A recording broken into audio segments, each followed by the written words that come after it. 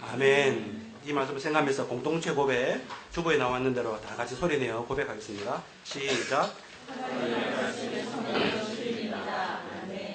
우리는 늘 성경을 읽고 순종하는 것에 힘쓸 것입니다. 아멘. 예, 성경의 이야기에 귀를 기울이고 또 성경의 큰 얘기에 자신의 생애를 드리고 있는 우리 귀한 집사님을 초대했습니다. 이제부터 제가 소개하는 분들은 대학 시절부터 최소한 같이 교제를 쭉 하고 있는 20년 가까운 지우들을 제가 다음 주에도 모시고 다음 주에 모시려고 합니다. 우리 원석 집사님은 고신대 출신이세요. 그리고 같은 학교에서 또 자매랑 같이 교제하다가 결혼도 하고 또 아이 낳고 저와 함께 20대, 30대, 40대 이렇게 같이 잘 보내고 있습니다. 오늘 주제는 뭐냐면 영어로는 하프타임이라고 그래요. 인생의 전반전과 후반전이 있는데 전반전을 좀 평가해보고 후반전을 어떻게 하면 하나님 앞에 좀 더 뜻있게 살 수 있을까 우리가 고민이 있어요. 물론 우리 중에는 아직 10대인데요 이렇게 말할 수는 있는데 조금만 기다리면 금방 주실 거예요. 조금 기다려 주시고 또 지나가신 분들도 사실 하프타임은 사실은 1년 중에도 지킬 수 있고 언제든지 다시 한번 자신의 생애를 드리고 싶을 때 하나님 주시는 좋은 기회거든요. 오늘 이원석 집사님 나오셔서 개인의 얘기 풀어주실 때 함께 듣고 또 우리 속에 성령님께서 울림을 주셔서 내 삶을 어떻게 하나님 앞에 새롭게 수놓을 수 있을까 성령님께서 좋은 자극과 은혜로 함께 하시길 바랍니다. 앞으로 모실 때 큰 박수로 격려해 주시면 고맙겠습니다.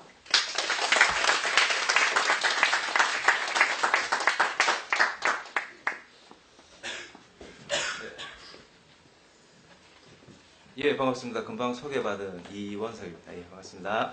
네.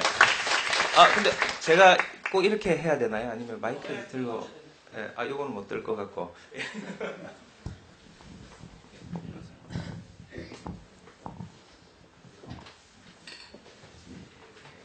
예.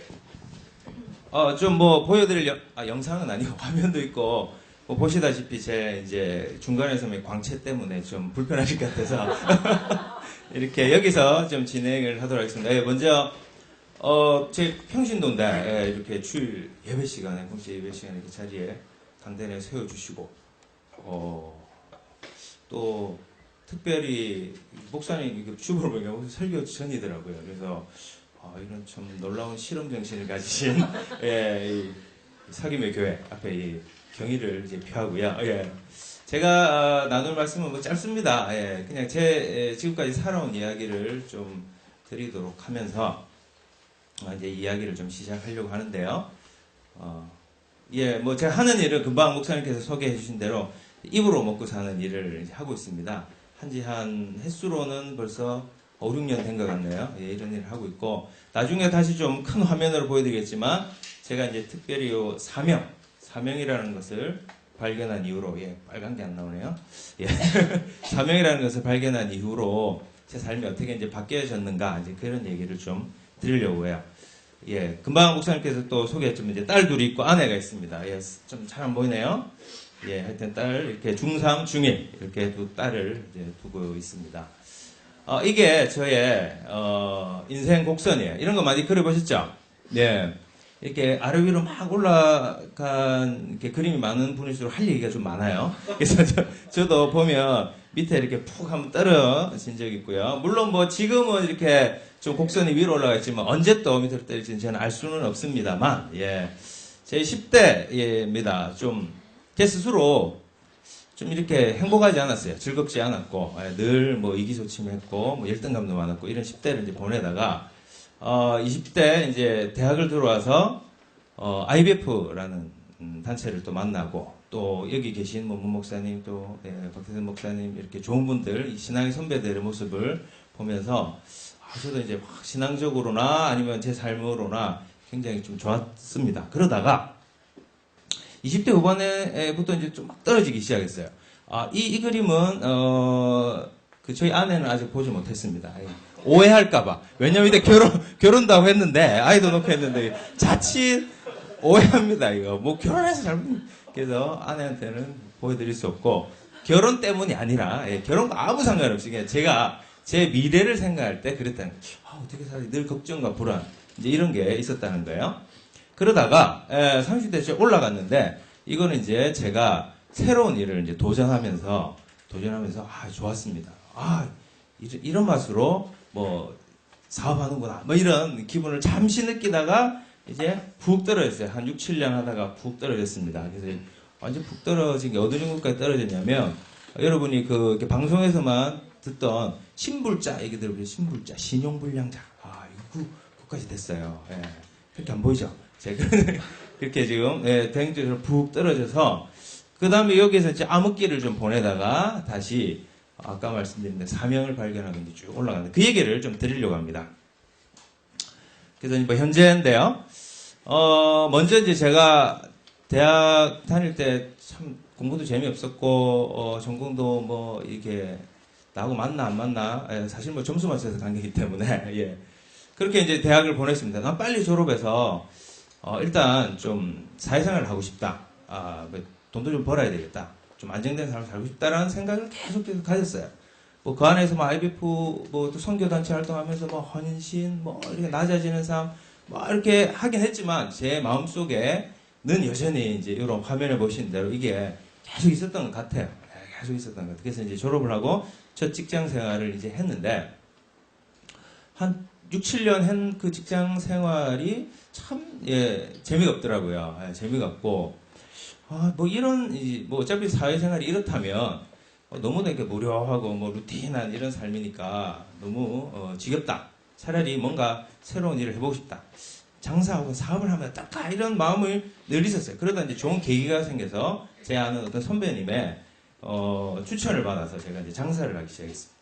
그건 뭐냐 바로 가구 장사입니다. 여러분이 앉아 계신 이런 것도 한때 취급했던 것 같기도 하고요. 하여튼 뭐 가정용 가구, 이제 식탁부터 시작해서 뭐 여러 가지 이제 가구를 이제 판매를 이제 시작했어요. 이렇게 창고를 하나 얻고 차를 하나 구입하고 해서 이제 시작을 했습니다. 그런데 이때 처음에는 뭐 진짜 아무것도 모르고 시작을 했어요. 가구의 기억자도 모르고 그냥 된다, 할 수 있다, 하자. 뭐 때로는 뭐 이렇게 막 기도하면서 교회에서 뭐 말씀도 받은 것 같고 이런 확신을 가지고 시작을 했어요. 한 1, 2년 정도는 뭐 주께서 불쌍히 여기셨는지 이렇게 좀 수익도 좀 주시고 해서 재밌었는데 이제 불행 끝 행복 시작 이런 뭐 또 마음으로도 계속 지냈는데 그게 잠시였고요. 계속 이제 하얀 곡선을 걷기 시작했고 어떤 그 위기와 어떤 어려움이 왔을 때 그걸 대처하지 못하는 저희 미숙함을 계속 이제 발견하게 됐죠. 저희 모습은 바로 이런 모습이었습니다. 혹시 제목을 정한다면 뭐라고 정할 수 있을까요? 그렇죠. 요 모양을 딱 보면 딱 저희 모습. 맨땅에 헤딩이니까 피를 막 많이 흘렸어요. 몸도 마음도 굉장히 지친 이제 그런 삶들을 계속 보내게 됐죠. 그래서 이제 한 6, 7년 하고 접었습니다. 그래서 완전 이제 파산했죠. 파산하고 접고 그래도 뭐 제가 할 수 있는 게 뭔가 이렇게 생각해 보니까 뭐 운전하고 뭐 가구 그동안 6, 7년 한 가구에 뭐 거래처가 있고 뭐 이렇게 해서 그래도 내가 할 수 있는 거 이거밖에 없네. 그래서 가구 회사에 취직을 했어요. 회사에 취직해서 그 전에 하던 일을 계속 좀 연계해서 할 수 있는 일이라 판단해서 가구 회사에 취직해서 한 1년 정도 또 일을 하게 됐습니다. 근데 그 1년이 어떻게 보면 더 고통스러웠어요. 더 앞의 미래를 더 이렇게 좀 바라볼 수 없는 이제 그런 상태가 되더라고요. 마음에 이게 내 인생의 끝인가? 나 이렇게 하다가 인생을 접어야 하나? 뭐 이런 마음이 막 들 정도로 그 시간이 굉장히 괴로웠습니다. 그러다가 제가 이제 좀 생각의 전환을 갖기 시작한 게 바로 이런 거였어요. 제가 아까 말씀드렸다시피 내가 무엇을 잘하는가 생각해보니까 그냥 기존에 했던 것을 답습하는 거 외에는 뭐 준비된 게 하나도 없더라고요. 뭐 영어를 잘하는 것도 아니고 뭐 책을 많이 읽어서 뭐 새로운 지식이 있는 것도 아니고 막 이쯤 되니까 많은 사람들이 이쯤 되면 이제 뭐 좌절을 겪습니다. 그러면서 이런 생각도 해요. 내가 예전에 이렇게 특히 중고등학교 때 부모님 말씀 좀 잘 들을까? 공부할 때 좀 공부할까? 뭐 이런 생각도 막 들면서 더 마음속으로 막 이렇게 침체가 되는 그런 시기가 되더라고요. 그런데 아까 얘기한 것처럼 생각을 좀 바꿨어요. 그래, 내가 못하는 거 너무 많다. 그리고 그것을 인정하자. 그런데 혹시 내가 좋아하는 게 뭐 있지 않을까라는 생각들을 해봤습니다. 그래서 좋아하는 게 뭘까를 생각하다 찾아낸 게 바로 이거였어요. 제가 그 시기까지 한 15년간 주일학교 교사를 하고 있었습니다. 그것도 고등부 교사를 이제 쭉 하고 있었거든요. 그래서 저는 고등부 교사를 하면서 이때까지는 한 번도 내가 교사로서 어떤 재능이 있다, 자질이 있다, 잘한다 이런 생각은 사실 못 해봤어요. 그냥 하나의 봉사로, 의무감으로 내가 잘하는 것도 없으니까 이거라도 해야지라는 마음으로 계속 매년 하다가 15년까지 이렇게 지나왔던 것 같아요. 그런데 가만 생각해보니까 과연 그 15년의 시간을 내가 어떻게 견뎠을까? 과연 의무감으로만 견딜 수 있었을까 생각해보니까 아니더라고요. 재미를 느끼고 있었던 거예요. 근데 그걸 크게 생각을 안 했던 거예요. 아이들과 이렇게 교류하고 또 이야기하고 또 어떤 한 학생의 이렇게 점점 변화된 모습을 보고 기뻐하고 즐거워하고 이런 것들이 있었다라는 것을 이제 깨닫기 시작합니다. 그렇구나. 그러면 내가 이런 좋아하는 일을 혹시 직업으로 연계하면 얼마나 더 좋을까? 과연 가능할까? 그런 일이 있을까? 막 찾기 시작했어요. 찾기 시작하니까 있더라고요. 있어요. 그래서 말 그대로 일반인을 대상으로 하는 어떤 교육 사업이라는 것이 이 사회에 또 많이 여러 종류로 있다는 걸 깨닫고 과감히 회사를 그만두고 거기에 옮기려고 시도를 했습니다. 그런데 문제가 있었어요. 바로 이런 문제였습니다. 이런 문제. 제가 이 가구회사 다닐 때 받았던 월급이 있잖아요. 월급이 있는데 그 이제 새로운 교육 사업이라는 곳으로 이제 옮기려고 막 알아보고 면접도 보고 해보니까 월급이 작은 거예요. 그럴 수밖에 없는 게 사실 제가 경험이 없어요. 나이는 많지만 이 분야에 대한 경험이 없기 때문에 초보죠. 초보기 때문에 그분들 입장에서 돈을 많이 줄 필요가 없고 이유가 없는 거예요. 그래서 제가 이제 결심을 했습니다. 월급이 작더라도 옮기자.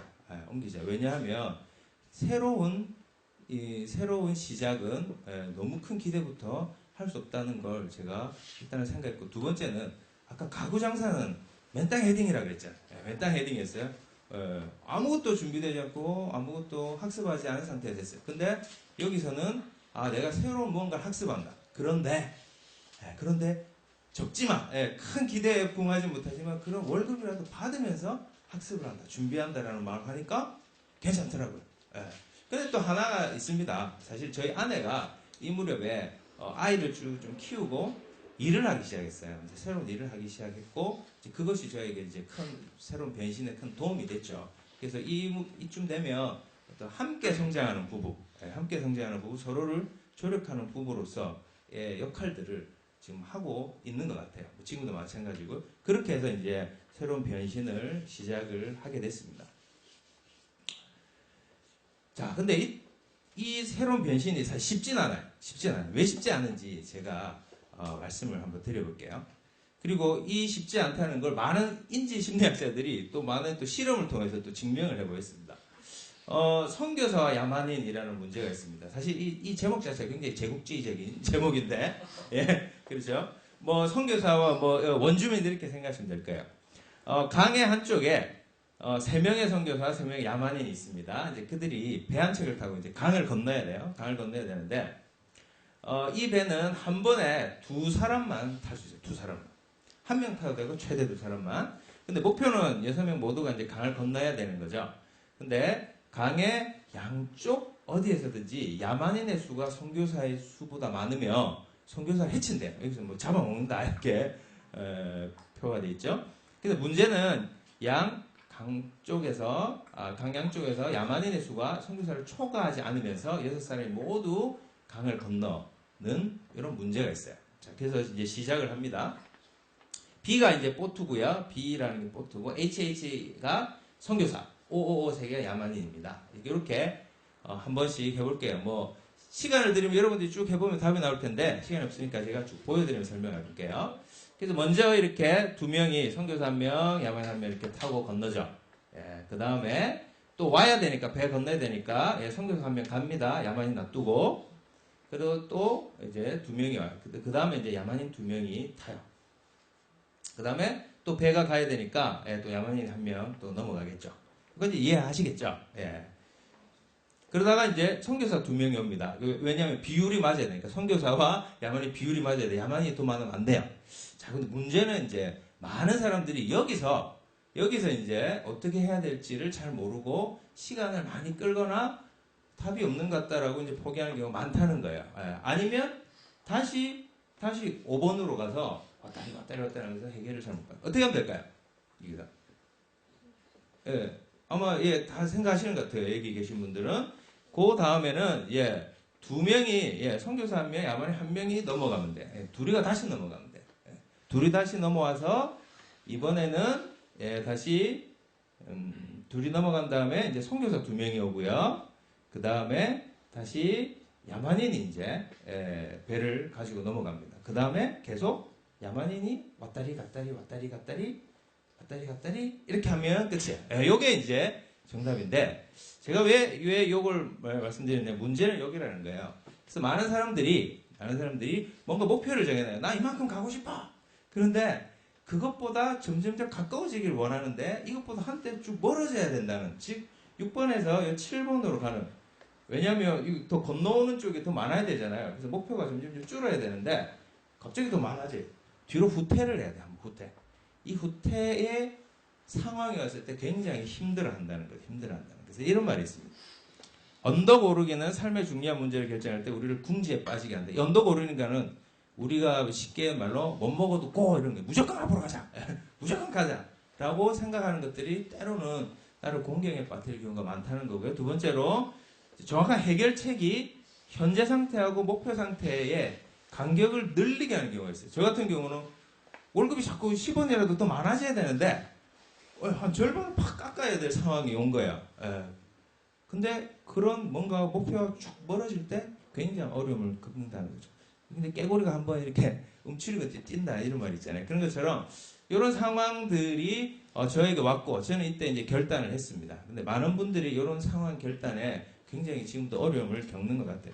그래서 그런 상황을 겪고 이제 제가 하나님께 기도하면서 과연 내가 인생을 사는 목적이 뭘까요? 라고 이제 생각을 쭉 해봤어요. 그래서 이제 사명서라는 걸 적고요. 이게 2008년도에 적은 건데 아직까지 특별히 이제 수정할 걸 발견하지 못해서 이렇게 했습니다.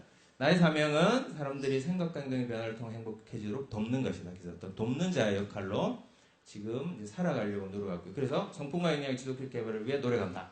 하나님과 연기적 교제, 신체적, 그다음에 전문가로서 역량 강화를 위해 공부하며 해서 제가 이때 너무 이제 무식하다는 걸 깨닫고 공부를 해야 되겠다라는 결심했어요. 그래서 제 나이 41에 다시 이제 대학원에 들어서 공부를 하고 지금껏 이제 계속 공부를 하고 있습니다. 제가 올해 44입니다. 예, 그렇게 보이죠? 네. 그래서 계속 이런 사명에 따라 이제 살려고 이제 노력을 하고 있어요. 그래서 이렇다 보니까 저뿐만이 아니라 저희 가족에 어떤 여러 변화가 또 생기기 시작했습니다. 그래서 제 첫 번째로 이제 자녀 교육에 대한 패러다임이 바뀌었어요. 사실 제가 이제 가구 장사를 하고 가구회사에 다닐 때까지만 해도 이런 생각이 들어요. 제 자녀 보니까, 애들 보니까 진짜 이런 생각이 들어요. 엄마 얘들 커서 나처럼 되면 어떡하지? 이런 생각이 겁이 덜컥 나는 거예요. 진짜로. 그래서 뭐든지 아이들을 계속 쪼게 되더라고요. 그 쫓겨난 아이들도 나처럼 되면 안 돼. 나처럼 이런 나름 실패한 인생을 살면 안 돼. 이런 걱정 때문에, 걱정 근심 때문에 아이들 막 쪼게 돼요. 그런데 제가 이제 다시 좀 생각을 바꾼 이후로 어쩌면 아이들은 아이들의 인생이 있고 그것을 부모가 대신해 줄 수 없고 부모가 또 강요해서 되는 것도 아니다.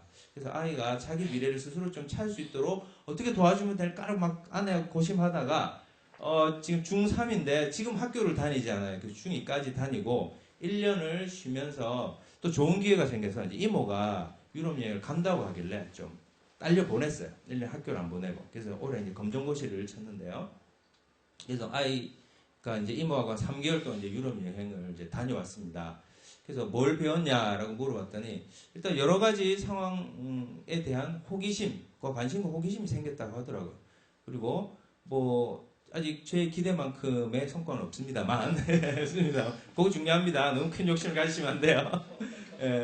일단은 아이가 어떤 굉장히 좀 A형이라 굉장히 소극적이고 소심해요. 근데 그런 부분에 있어서는 조금 약간 이제 좀 내공이 생긴 것 같은 이제 느낌을 좀 받게 돼요. 그래서 좀 자기 스스로 아니면 자기 인생에 있어서 어떤 책임의식을 조금 더 가진 것 같은 그런 성과는 있었던 것 같아요. 그래서 아까 말씀드렸다시피 제가 이제 저에 대한 삶의 생각을 바꿔도 자녀에 대한 패러다임도 좀 바뀌는 이런 삶을 지금 살고 있습니다. 그래서 뭐 이제 여러 가지 이제 뭐 경험들을 했고요. 그래서 이제 우리 가족은 어떤 삶을 살아가고 있는가? 그래서 이런 질문들을 늘 하면서 사실 살아가고자 합니다. 하나님 나라 백성으로 잘 산다는 것이 어떤 삶인가? 그래서 저도 사실 예전에 아까 그 고등부 교사가 갈 때가 저도 제법 이제 인원이 굉장히 많은 교회를 이렇게 출석하다가 한 2년 반 정도에 이제 한 10가정 정도 모이는 이제 작은 교회로 이제 옮겼어요. 예, 저도 이제 마치고 바로 또 예배드리러 이제 가야 되는데 작은 교회로 옮기면서 좀 많은 이제 인생에 대한 좀 고민들과 무엇이 하나님 나라 백성으로 제대로 사는 삶인가에 대해서 더 많은 고민을 하게 되고 그래서 차리려고 지금 애를 쓰고 있죠. 저뿐만 아니라 우리 가족이 함께 그런 삶을 지금 살아가고 있습니다. 그래서 저희 하프타임은 이제 그렇게 시간을 보내고 어찌 보면 제 지금 하고 있는 일은 제 소망은 좀 평생 그렇게 했으면 좋겠다는 이제 삶을 살아가고 있고요. 혹시나 제 삶의 이야기지만 뭐 어떤 분에게도 조금이라도 도움이 되는 그런 시간이 됐으면 좋겠다는 바람을 가지고 제 말씀은 그냥 마치도록 하겠습니다. 감사합니다.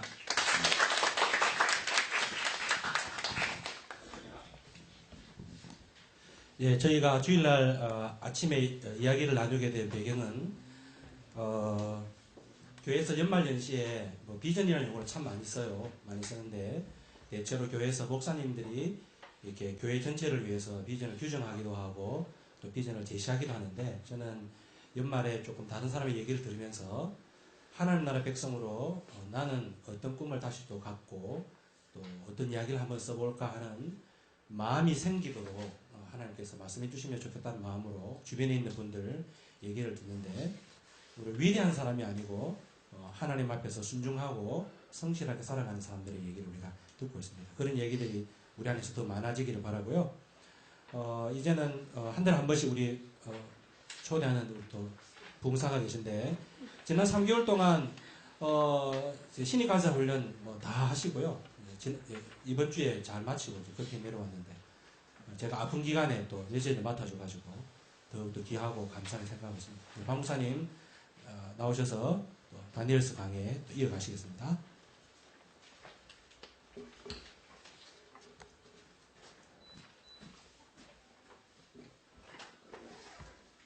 반갑습니다. 새삼스럽게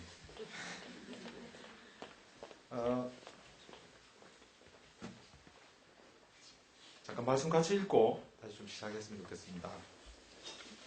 너무 삶의 얘기를 듣느라고 말씀을 잊어버릴 가능성이 있기 때문에 7장이고요. 7장 9절부터 14절까지 같이 읽겠습니다.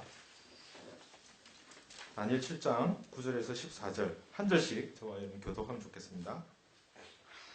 7장 9절 내가 보니 왕자가 놓이고 옛적부터 항상 계시니가 좌정하셨는데 그의 옷은 희기가 눈 같고 그의 머리털은 깨끗한 양의 털 같고 그의 모자는 불꽃이요 그의 바퀴는 타오르는 불이며 우리 왕스러움으로 그의 앞에서 나오며 그를 섬기는 자는 천천히요 그 앞에서 모처럼 자는 만만히며 신발의 분들의 귀에 들어들었다. 그때 내가 작은 뿔이 말하는 큰 목소리로 말미암아 주목하여 보는 사이에 짐승이 죽임을 당하고 그의 시체가 상한바되어 타오르는 불에 던져졌으며 그 남은 짐승들은 그의 머리를 빼앗았으나 그 생명은 보존되어 선한 시기가 이르기를 기다리게 되었더라. 내가 또 밤 환상 중에 보니 흰자 같은 이가 하늘 구름을 타고 와서 옛적부터 항상 계신 이에게 나아가 그 앞으로 인도되며 그에게 권세와 영광과 나라를 주고 모든 백성과 나라들과 하나님을 말하는 모든 자들이 그를 섬기게 하였으니 그의 권세는 소멸되지 아니하는 영원한 권세요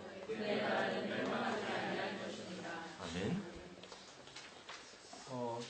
이제 3개월 훈련 마무리하면서 마무리하는 의미로 이것이 이제 졸업여행이라고 그러는데요. 졸업여행을 다녀왔습니다. 이제 마무리하는 것이기 때문에 마무리 의미를 담고 또 묵상하고 이런 시간이 좋겠다고 생각해서 장소를 잡다가 서해를 잡았습니다. 그래서 이제 뭐 평소에 못 봤던 전주, 변산반도, 순천 이렇게 좀 돌아와 봤는데요. 제가 변산반도 가서 이제 그 가장 변산반도에 있는 곳 중에 일몰이 가장 좋다는 곳이 있습니다. 솔섬이라고 하는 섬이 있는데 조그만 섬이 있고 그 섬에 이렇게 소나무가 한 그루 서 있습니다. 그래서 굉장히 경치가 멋있는데요. 제가 이제 그게 일몰을 보려고 이렇게 갔는데 딱 가서 처음 마주한 장면은 저런 장면이었습니다. 저 뒤에 동행자 서 있는데 저런 이렇게 큰 이런 거 놓고 그 카메라들이 막 20여 대의 카메라가 막 이렇게 돼 있습니다. 막 사람들이 그 사진 찍을 거라고 매일 오나 봐요. 그러니까 매일 이제 그 정도의 사람들이 막 서서 이렇게 이제 그 해가 지는 장면을 기대하고 서 있습니다. 그러니까 저희는 뭐 별로 카메라도 안 좋고 이러니까 저희는 그냥 해변에 뛰놀다가 보고 있었는데 그 섬 뒤편으로 이렇게 일몰 이렇게 쫙 해가 떨어지더라고요. 근데 이제 모든 사람 다 기대하면서 이렇게 카메라 들고 있었는데 그 해가 안타깝게도 구름 속으로 사라져 버렸어요. 일몰이 시작되기 전에 이미 구름 속에 딱 들어가는 순간 사람들이 다 카메라를 찍더라고요. 오늘도 안 된다. 카메라 다 가서 저희는 이제 다행히 이제 그 정말 빨갛게 타오르는 그 구름과 그 속에 있는 해 이걸 봤거든요. 그러다가 이제 뭐 저희도 이렇게 보면서 오늘도 일몰을 제대로 못 보는구나 이런 이제 안타까운 마음을 가지고 있다가 그 해가 딱 지고 나서 뭐 그 해변에 이렇게 뭐 별 생각 없이 놀고 있는데 참 감사하게도 그 솔섬하고 그 다음에 저희 해변하고 있는 곳 길이 원래 이제 바다로 이렇게 차 있었는데 바다 물이 빠지면서 이렇게 길이 열렸습니다. 그래서 아무 생각 없이 그 길을 따라서 이제 그 섬에 들어갈 수 있었습니다. 들어가서 이제 뭐 여러 가지 그냥 할 일은 별로 없었지만 추운 데 앉아서 막 이렇게 보고 있었는데 사실은 해가 지고 난 하늘을 좀 다시 볼 수 있었습니다. 해가 완전히 지고 까맣게 되었는데 그 까맣게 된 상황 속에서 빛나는 하늘을 이렇게 보면서 정말 하늘이 아름답구나라는 걸 좀 새롭게 좀 보게 됐고요. 또 하나 이제 일몰이 아름다운 곳이 순천인데요. 순천만 가서도 역시 이렇게 보면서 그 해가 지고 난 뒤에 하늘 이거 참 많이 다시 좀 보게 됐습니다. 그래서 이렇게 사실 우리가 뭐 저희는 기술이 안 돼서 사진을 찍을 수가 없었습니다. 그 웬만한 기술은 못 찍는더라고요. 뭐 사진을 찍을 수도 없고 그래서 오직 할 수 있는 건 눈으로 보는 거였는데요. 눈으로 이렇게 보고 있으면서 이렇게 아름다운 하늘을 언제 또 본 적이 있었던가 그런 생각을 좀 하게 됐고요. 또 하나는 살면서 참 하늘을 자주 보나 이런 생각을 좀 하게 됐습니다. 지난 한 주간 굉장히 급박하게 보내실 거라고 생각하는데요. 하늘을 보신 적 있으십니까? 겨우 이제 뿌옇게 되고 뭐 황사가 오고 뭐 미세먼지 이러면 이제 야, 하늘 정말 안 좋다 이런 생각을 하지만 정말 아름답고 또 그 겨울이기 때문에 청명하게 빛나는 하늘을 보기 못하는 경우가 참 많은 것 같습니다. 아까 저는 이제 그 삶의 얘기를 들으면서 어쩌면 삶의 얘기와 이 말씀의 얘기는 늘 순환하는 거라고 생각합니다. 삶의 얘기가 말씀을 보게 하는 힘이 되고 또 말씀이 삶을 새롭게 보게 하는 힘이 되고 반면에 또 우리는 이 땅에 살지만 우리는 하늘을 자주 바라볼 필요가 있는 것 같습니다. 그 하늘에서 벌어지고 있고 또 하늘의 그 힘이 땅에 살아가는 삶의 자리들을 새롭게 해석해 주는 것 같습니다. 근데 그냥 자연으로 있는 하늘보다 훨씬 우리가 주위에서 봐야 될 것은 그 하늘 보좌라고 얘기하는 그 하늘을 다스리시는 분, 또 하늘에서 우리의 삶의 전체를 이끌어가고 계시고 우리 삶의 모든 것들을 다 보고 계신 그 하나님을 바라보는 것, 그 하나님이 계신 보좌 앞에 나아가는 것, 이것이 우리 인생을 새롭게 한다는 걸 참 많이 경험하게 됩니다.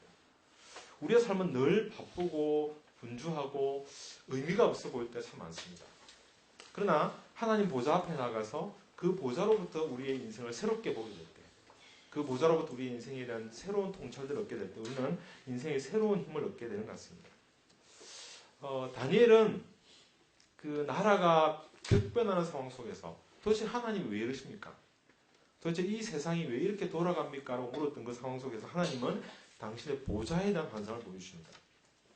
오늘 우리가 읽었던 이 본문 가운데 내가 보니 왕자라고 얘기하지만 원래 그 개혁 성경에서 이걸 보좌라고 번역했습니다. 그 왕자가 놓여지고 그 왕자의 앉으신 이에 대한 얘기를 얘기하면서 이 땅에 대한 새로운 관점들을 우리에게 보여줍니다. 우리는 땅에 살고 있지만 자주 이 하나님 나라 혹은 하나님의 보좌에 대한 생각들과 그 보좌 앞에서 우리의 인생들을 한번 좀 생각해 보았으면 좋겠습니다.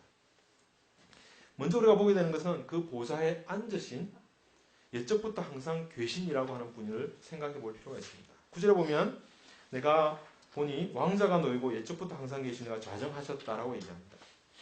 옛적부터 항상 계시니 이분은 바로 우리가 잘 아는 그 하나님을 얘기합니다. 우리가 하나님 아버지라고 얘기하는 주기도문에서 하늘에 계신 아버지라고 얘기하는 바로 그 아버지가 여기 옛적부터 항상 계시니입니다. 그 항상 계시니가 좌정하셨다고 얘기합니다.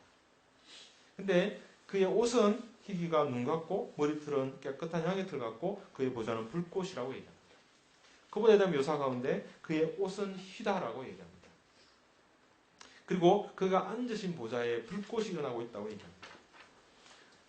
그 보좌의 바퀴는 타오르는 불이고 그 불이 강처럼 흘러서 그 앞에서 나오며 그 앞에서 모든 불꽃이 일어나고 있다고 얘기합니다.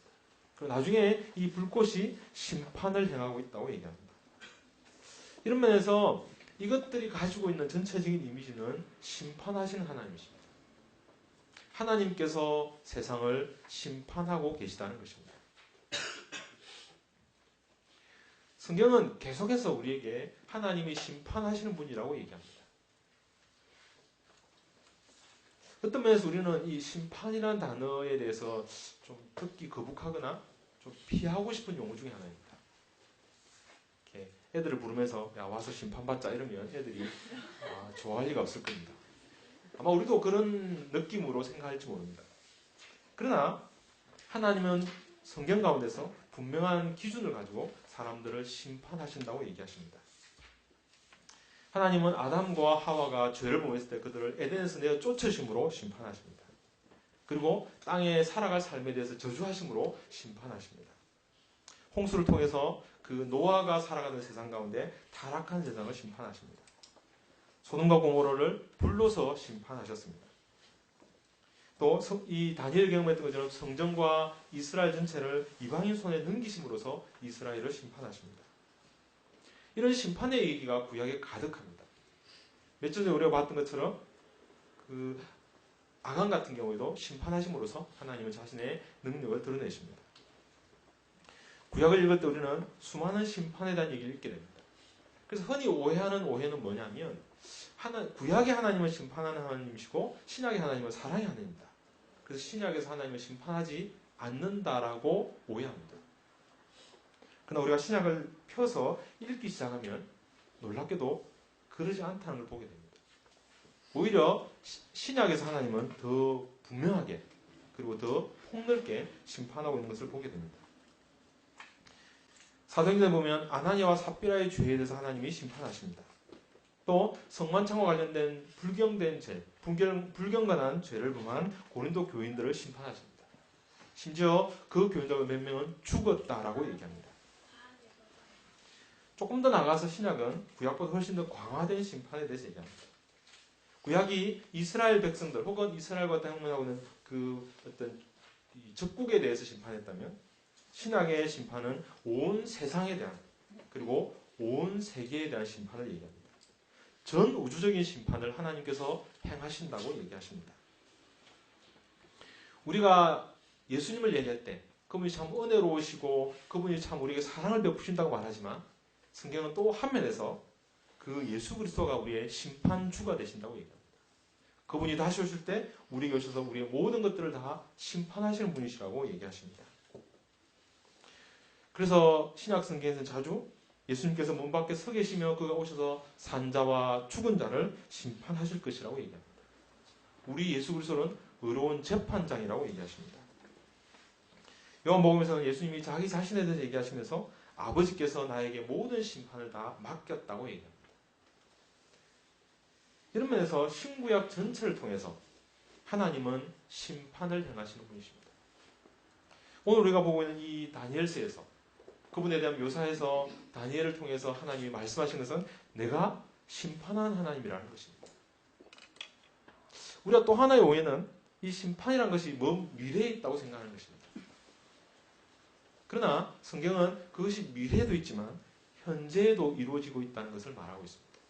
현재 우리 삶 가운데 현재 우리가 살아가는 세상 가운데서 하나님은 보좌에 계시고 그 보좌에서 지금도 우리를 심판하고 계시다고 얘기합니다.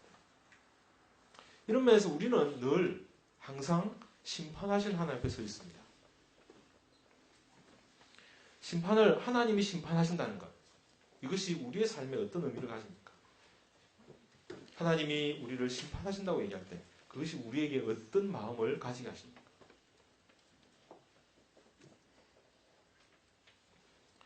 첫 번째로 제가 생각했던 건, 첫 번째로 기억했던 것은 이 심판이라는 것이 사실은 복음이 무엇인지 더 분명히 드러냅니다. 우리는 이 심판으로부터, 영원한 심판으로부터 벗어났다는 것, 그 영원한 심판으로 면제되었다는 것, 바로 그것이 우리가 받아들인 복음의 한 면입니다.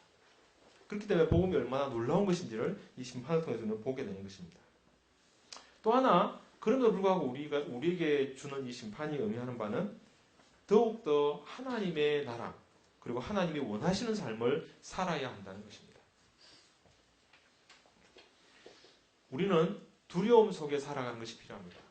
하나님을 경외하고 그 하나님의 심판에 대한 두려움을 가지고 우리의 삶을 늘 돌아보는 것이 필요합니다. 내가 죄를 범하고 있는 것은 아닌가?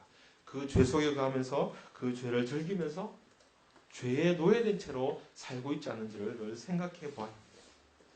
하나님이 그 죄에 대해서 심판하실 거라는 것을 분명히 생각하고 우리 늘 우리 자신을 돌아보는 삶을 계속해서 살아가야 합니다. 또 한편으로 우리가 이 땅에서 살면서 겪게 되는 많은 고통과 고난에 대해서 이 심판은 소망을 제공하고 있습니다. 하나님께서 심판하시고 하나님께서 갚아주실 것이라는 것입니다. 그리스도인이 그리스도인답게 산다고 얘기할 때 그것은 이 땅에서 고통당하고 고난당하고 어려움 당하는 것입니다. 우리는 이 땅에 살아가면서 누구에게 복수하거나 누구에게 그 원한을 갚거나 누구에게 우리의 원한과 우리의 마음에 대해서 갚아달라고 하나님께 말하기도 어려울 정도로 사실은 고통당하고 고난당하면서 그것을 감내하며 인내하는 삶을 살아야 될 사람들입니다. 우리는 이 땅을 살면서 이 땅이 얼마나 절망적이고 또 어쩌면 하나님을 품고 있다고 하는 교회가 얼마나 어렵고 힘든 상황에 당면해 있는지를 보게 됩니다. 얼마나 말할 수 없는 비참함 속에 놓여 있는지를 우리는 자주 보게 됩니다. 그럴 때마다 뭔가 내가 복수해야 되는 게 아닌가? 혹은 내가 뭔가 해야 되는 게 아닌가? 그럴 때마다 하나님께서 하시는 말씀은 우리가 그것을 행해야 되는 것이 아니라는 것입니다. 우리가 복수하거나 우리가 심판하거나 우리가 그것을 받아들여야 될 것이 아니라고 얘기합니다. 오직 우리는 우리에게 맡겨진 사명에 충성하는 것입니다. 보응은 하나님께서 하실 것입니다. 심판은 하나님이 하실 것입니다. 그러므로 우리는 심판하신 거 하나님께 맡기고 우리는 우리에게 맡겨진 삶을 살아가야 하는 것입니다. 우리가 우리에게 맡겨진 사명을 충실할 수 있는 가장 중요한 근거는 하나님이 심판하신다는 것입니다. 두 번째로 오늘 이 본문에서 보좌에 대해서 얘기할 때 여기 인자와 같은 이에 대해서 얘기합니다. 13절에 보면 내가 또 밤 환상 중에 인자와 같은 이가 하늘 구름을 타고 와서 옛적부터 항상 계신 이에게 나아가 그 앞으로 인도되었다고 얘기합니다. 보좌 앞으로 인도되는 한 존재에 대해서 얘기합니다. 그 존재에 대해 얘기하면서 인자와 같은 이라고 얘기합니다. 이 인자와 같은 이는 우리가 잘 알고 있는 것처럼 바로 예수 그리스도를 얘기합니다. 근데 우리가 이 부분 조금 더 자세히 봐야 될 건 뭐냐면 흔히 우리가 구름 타고 오시는 거, 구름 타고 이런 얘기하면 맨날 재림을 생각합니다. 그래서 예수님이 오셔서 심판하고 이런 얘기합니다. 그런데 본문을 좀 자세히 볼 필요가 있습니다. 여기 보면 인자 같은 이가 하늘 구름을 타고 와서 옛적부터 항상 계신 이에게 인도되었다고 얘기합니다. 이 장면은 뭘 얘기하는 겁니까? 전혀 의외라는 듯이 잘 보시는데 왜 묻냐고. 물론 제가 대답을 하겠죠. 생각을 해보시라고. 여기 이 장면은 사실은 예수님께서 부활하시고 성천하신 다음의 장면을 말하는 것으로 보입니다. 약간 자신 없습니다. 왜냐하면 신학자들이 별로 이걸 언급을 안 해놓기 때문에. 근데 자세히 보면 분명히 그렇습니다. 제자들이 이렇게 성천했을 때 제자들이 이렇게 보고 있습니다. 그래서 쭉 해서 구름으로 이렇게 사라지십니다. 그리고 천사가 너희가 본 그대로 올 거라고 얘기합니다. 바로 그 사라지신 다음의 장면을 여기서 묘사하고 있는 것을 보입니다. 구름을 타고 예수 그리스도 구름을 타고 와서 그 하나님 앞으로 인도되어지고 하나님 보좌 앞에 인도되어집니다. 그래서 이것은 뭐라고 얘기합니까? 사도신경에서는 전능하신 하나님 우편에 앉아 계신다고 표현했습니다. 바로 그 고백을 오늘 본문은 우리에게 보여주고 있습니다. 예수님께서 구름을 타고 하나님께 인도되어져서 그 전능하신 하나님 우편에 앉아 계시는 것입니다. 여기서 이 우편이라고 얘기하는 것, 이것은 모든 권세와 영광과 능력에 대한 표현입니다. 하나님께서 이제 십자가를 지시고 부활하신 예수 그리스도에게, 성천하신 예수 그리스도에게 자신의 모든 능력과 권세와 모든 것들을 다 예수 그리스도에게 맡기십니다. 그래서 그에게 무엇이 주어집니까? 그에게 권세와 영광과 나라를 주고 모든 백성과 나라와 다른 언어를 말하는 모든 자들이 그를 섬기게 하였다고 얘기합니다. 예수 그리스도가 하나님 우편에 앉으시고 그 보좌 우편에 앉으셔서 세상에 있는 모든 것들을 다 다스린다는 것입니다. 하나님이 자신의 모든 권세와 영광과 나라를 예수님에게 주시고 그 예수님이 다스리게 하셨습니다. 이런 고백을 우리가 잘 쓰는 표현을 하면 예수님의 주대심이라고 얘기합니다. 예수님이 주님이 되셔서 세상의 모든 것을 다 고백한다는 것입니다. 모든 걸 다 다스리고 있다는 것입니다. 우리가 이제 계속 배워왔던 풍성삶의 기초에서 늘 말하는 기초 부분입니다. 주대심. 우리가 바로 이걸 고백하고 여기 앉아 있는 겁니다. 그런 면에서 우리의 삶의 기초는 어디에 있습니까? 예수님께서 세상을 다스린다는 것입니다. 믿으십니까? 믿으시죠? 그러면 우리가 이것을 믿는다는 것이 무엇을 의미하냐는 것입니다. 예수님이 지금도 하늘 보좌 우편에 계셔서 우리를 다스리고 있다는 것이 무엇을 의미하는가? 성경은 자주 이 하늘 보좌 우편에 계신 예수 그리스도에 대해서 언급하고 있습니다. 특별히 신약은 이 부분에 대한 몇 가지들을 우리에게 보여줍니다. 그 중에 하나 기억할 만한 것은 히브리서 8장에 등장하는 부분입니다. 히브리서 8장 1절에서는 예수님께서 보좌 우편에 앉아 계시면서 우리를 위해서 대제사장이 되셨다고 얘기합니다. 그래서 그분이 우리를 위해서 기도하십니다. 우리와 하나님 사이를 중보하는 대제사장, 바로 그 일을 보좌 우편에 계신 예수 그리스도가 하고 있다고 얘기하는 것입니다. 아마 우리가 세상을 살면서 가장 믿을 만한 이렇게 저 같은 사람 잘 못 믿잖아요. 제가 기도해 줄게요. 이렇게 얘기할 때 몇 프로로 믿으십니까? 예수님은 100%로 우리를 위해서 기도하고 계십니다. 우리가 무엇이 필요한지 사실 우리는 우리 필요도 잘 모를 때가 많습니다. 그러나 그런 우리의 필요와 우리 내면뿐만 아니라 우리 삶의 모든 필요를 아시고 그것을 하나님께 기도하는 일들을 하고 계십니다. 그분이 보좌 우편에서 다스린다고 얘기할 때 바로 이 일을 하고 있다는 것입니다. 사도행전 7장 56절에서는 이 스데반이 돌에 맞아 죽습니다. 그때 스데반이 돌에 맞아 죽는 가운데 그 얼굴에 미소가 가득했다고 얘기합니다. 그러면서 스데반이 무엇을 보았는지 얘기했는데 그게 뭐냐면 하늘이 열리고 예수 그리스도가 하늘 보좌에 일어나서 스데반을 맞이하는 것을 보게 됩니다. 자신의 이름을 위해서 또 자신의 원하는 대로 살기 위해서 죽음에 이르는 성도를 맞이하고 그를 받아주신 일을 하고 있다고 사도행전은 말하고 있습니다. 조금 더 지나서 다메섹 도상에서 바울을 만나시는 일을 행하십니다. 사도행전의 명칭에 관련해서 사람들은 고민이 많았습니다. 사도행전 이렇게 말해놓고 보면 사도들이 뭔가 한 것처럼 보여야 되는데 사실은 여기에 등장하는 사도는 2명밖에 없습니다. 한 명은 베드로고 한 명은 바울입니다. 근데 그 시대 당시에 바울은 사도인지 아닌지에 대해서 굉장히 의심이 많이 되었던 사람입니다. 왜냐하면 예수님과 함께 다니지 않았기 때문에. 본인은 사도라고 얘기했지만 정말 사도냐? 이런 얘기도 있었습니다. 그런 면에서 보면 사도행전이라고 말하기 뭔가 좀 그렇습니다. 그래서 어떤 사람들이 이걸 성령행전이라고 얘기합니다. 성령이 무엇을 행하시는가 이런 얘기를 하려고 합니다. 근데 그 부분에서 조금 미심쩍은 부분들이 있습니다. 온전히 사도행전의 어떤 역사를 다 다루지 못하고 있기 때문입니다. 그래서 이것을 어떻게 이름 지을까 고민하다가 존 스타라는 목사님이 사도행전 강의를 하시면서 그 사도행전 강의 앞부분에 이 이름에 대한 설명을 하다가 이분이 이렇게 표현합니다. 누가가 2권의 책을 썼는데 하나는 누가복음이고 하나는 사도행전이다. 이거 2개 연결되는데 누가가 의도한 바에 의하면 예수님의 지상 사역을 누가복음에 적고 예수님의 천상 사역을 사도행전에 적었다고 얘기합니다. 그런 면에서 사도행전은 예수님이 천상에서 무엇을 하고 있는지를 보여주는 것입니다.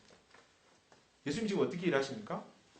교회에 대해서 얘기할 때 우리는 뭐라고 얘기하냐면 가장 기본적으로 교회의 머리는 예수 그리스도시요 교회는 그 예수 그리스도의 몸이라고 얘기합니다. 예수 그리스도가 그의 몸된 교회를 통해서 무엇을 하고 계신가요? 예수 그리스도가 천상에 계시면서 그 머리 되신 그분께서 자신의 몸을 통해서 무엇을 하고 있는지를 보여주는 것이 바로 사도행전입니다. 그리고 지금도 그 일을 행하고 있다는 것을 말하는 것이 사도행전입니다. 이런 면에서 우리는 사도행전을 통해서 예수님이 보좌 우편에서 세상을 다스린다는 것이 어떤 의미인지를 보게 되는 것입니다.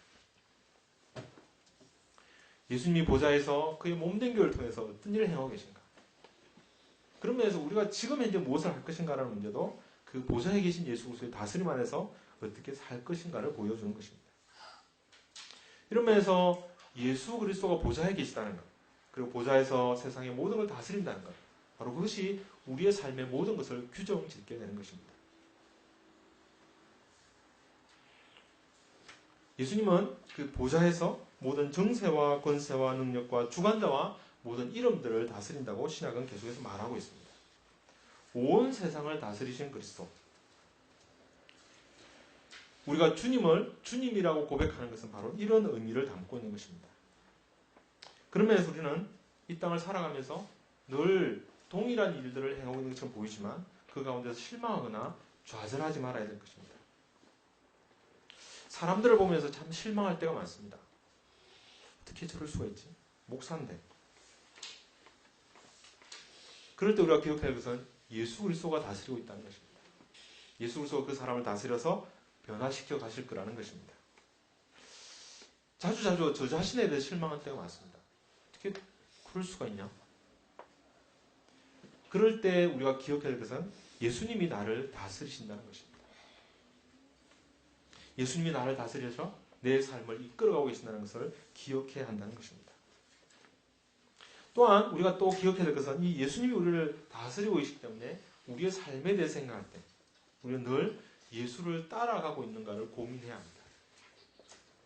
이런 면에서 우리 인생의 가장 중요한 질문은 예수를 따르고 있는가라는 것입니다. 예수를 닮아가고 있고 예수를 따라가고 있는가. 또 하나 이 예수님이 다스린다는 삶을 생각할 때 제 마음에 떠올랐던 또 하나의 그림은 예수님이 하나님의 주되심을 인정했던 부분입니다. 예수님이 이 땅을 살면서 하나님이 주인이시다라고 얘기합니다. 하나님이 세상을 모든 걸 다 다스립니다. 그럼 어떻게 살아야 됩니까? 라고 얘기했던 장면이 있습니다. 그 중에서 잘 기억하는 장면이 어디냐면 마태복음 6장입니다. 그게 하나님께서 이 세상의 모든 걸 다 다스린다. 몸을 다스린다고 얘기합니까? 참새가 날아가고 있는 것, 그 참새가 날아가 떨어지는 것 하나님이 주관하시는 것이다. 참새 한 마리가 두 아사론에 팔리는 것을 하나님이 행하시는 거라고 얘기합니다. 또 이 들풀을 바라보시면서 이 들풀을 키우는 분이 누구신가? 하나님이라고 얘기합니다. 그래서 이 들풀이 입은 영화가 솔로몬의 영화보다 더 낫게 하시는 것. 그게 바로 하나님이 하십니다. 이런 면에서 세상에 존재하는 모든 것을 하나님이 다스리십니다. 라고 예수님이 고백하십니다. 그리고 이 고백의 적용이 어딘지 기억하십니까? 그러므로 너희는 무엇을 먹을까, 무엇을 입을까 염려하지 말라고 얘기합니다. 주되심을 인정하는 삶이 무엇입니까? 그것은 무엇을 먹을까, 무엇을 입을까 염려하지 않는 것입니다. 그러고 나서 뭐라고 얘기하십니까? 너희는 무엇을 입을까, 무엇을 먹을까 염려하지 말고 먼저 하나님의 나라와 그의 의를 구하라고 합니다. 이것이 예수 그리스도의 주되심을 인정하는 삶입니다. 이 말씀을 들고 서서 참 이렇게 생각해 볼 때 저 자신이 참 그러지 못하는 걸 많이 깨닫게 됩니다. 쭉 이렇게 길게 생각 안 해도 어제 한번 하루를 생각해 보십시오. 여러분의 머릿속에 무엇을 생각하고 무엇을 염려하고 무엇에 대해서 계획하고 살았는지, 뭘 사야 될까, 뭘 먹어야 될까, 이런 거. 늘 머릿속에 그게 참 많다는 걸 생각합니다. 축구를 했는데 누가 이겼을까? 이런 거에 염려가 참 많습니다. 염려는 안 하지만 관심이 많습니다. 그러나 그리스도인임에도 불구하고 목사임에도 불구하고 하나님 나라를 위해서 어떻게 살까? 만나서 하나님 나라를 위해서 어떻게 살아야 될까? 이런 얘기하면 이렇게 쑥스러워집니다. 뭐 너무 목사답지 않냐, 뭐 너무 경건하지 않냐, 너무 뭐 이런 식의 반응이 돌아올 때가 참 많습니다. 이러면서 우리가 정말 하나님이 세상을 다스린다는 것. 예수 그리스도가 세상을 다스리고 계시고 그 예수 그리스도가 다스리는 세상 가운데서 예수 그리스도가 다스리는 것을 믿고 살아간다는 게 뭘 의미합니까? 무엇을 먹을까? 무엇을 입을까가 아니라 하나님의 나라와 그의 의를 구하는 삶. 그것이 무엇인지, 어떻게 그걸 살아야 되는지, 그것을 위해서 강구하고 궁리하고 그래서 함께 사람들과 함께하고 그 사람들과 함께 살아가는 것. 이것이 교회가 또 우리 개인이 예수 그리스도의 보좌 우편에서 우리를 다스리십니다라고 하는 고백. 우리가 우리의 삶의 가장 기초로 삼고 있는 예수 그리스도의 주되심을 고백하는 삶이라는 것을 기억하면 좋겠습니다. 이 12월을 생각하면서 교회는 이 12월을 대림절이라고 얘기합니다. 예수 그리스도 오신 것을 기억하고 다시 오실 것을 기다리는 주간입니다. 이 기간 동안 우리가 우리의 삶에 대한 집중, 또 우리가 삶을 살아가는 여러 가지들에 대한 고통과 고민을 들고 하나님께 나아가는 것이 필요할 것입니다. 그와 더불어서 보좌로부터 우리의 삶을 새롭게 하는 시간도 필요할 것입니다. 보좌에서 우리를 심판하시는 그 하나님 앞에서 우리의 삶을 다시 한 번 더 돌아볼 수 있으면 좋겠습니다. 보좌에서 그 보좌 우편에서 우리를 다스리시는 예수 그리스도, 그 그리스도 앞에서 우리의 삶의 의미와 우리의 삶이 제대로 살아가고 있는지를 돌아보고 우리의 삶을 바로잡고 다시 한번 우리의 삶을 새롭게 하는 시간들이 되었으면 좋겠습니다. 그래서 지금도 여전히 우리 가운데 오시는 그 예수 그리스도, 오셨고 오실 뿐 아니라 지금도 우리 가운데 오시고 지금도 우리의 주인 되시고 지금도 우리를 다스리시며 지금 우리 가운데 와 계신 그 그리스도를 기억하고 기념하고 그분과 더불어 살아가는 사람들이 되었으면 좋겠습니다. 같이 기도하시겠습니다. 하나님 아버지, 우리에게 성령을 주셔서 우리 가운데 임재하시고 우리와 함께 해주셔서 감사드립니다. 하나님 당신이 보좌에 앉으셔서 우리를 심판하시며 우리를 지켜보시며 우리를 이끌어 가시는 분이심을 고백합니다. 또 보좌 앞에 앉으신 예수 그리스도께서 우리와 온 세상을 다스리시는 분이심을 고백합니다. 우리의 이 고백이 그저 입술로 드리는 고백이 아니라 우리의 삶으로 드리는 고백이 되게 하여 주시옵소서. 우리의 매일의 삶이 바로 그 보좌에 계신 하나님을 바라보며 그 하나님 앞에서 우리의 삶을 매일매일 추스르는 삶이 되게 하여 주시옵소서. 그러하여 우리의 일상이 어떠하든지 그 일상적인 삶 가운데서 보좌에 계신 하나님과 동행하며 우리 가운데 오시는 그 예수 그리스도와 동행하는 삶이 되게 하여 주시옵소서. 우리와 함께 하시며 우리를 사랑하시며 우리 위해서 날마다 일하시는 그 하나님께 감사드렸고 모든 걸 예수 그리스도 이름으로 기도를 삽니다. 아멘.